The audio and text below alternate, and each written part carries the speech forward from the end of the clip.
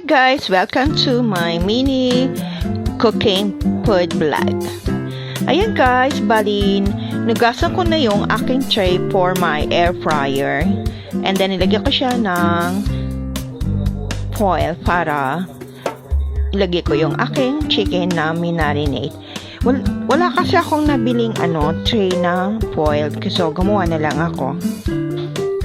And then ayan, dapat nailuto ko yan ng isang araw, kaya lang na-busy ako yesterday. So, bali ngayon ko siya nagawa. And then, ayan, isasala ko na siya, bali, sa aking air fryer. And then, bali, 30 minutes ko siyang iluluto. Ayan, guys. Pero, check ko siya every 20 minutes. Kung ano na ang itsura, diba? Para alam natin. And then, ayan.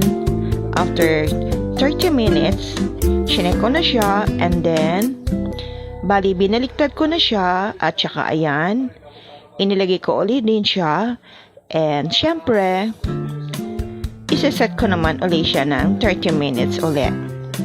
And then, ayan na guys, naluto na siya, after 30 minutes, so, good na siya, and then, looks so yummy, ayan, diyan ko na lang siya i-chop. Yun lang guys, thank you for watching, hope nagustuhan ninyo, and to my love, see you later, I love you, and then kain tayo guys, please like and comment, and bye bye, mama, hope nagustuhan ninyo.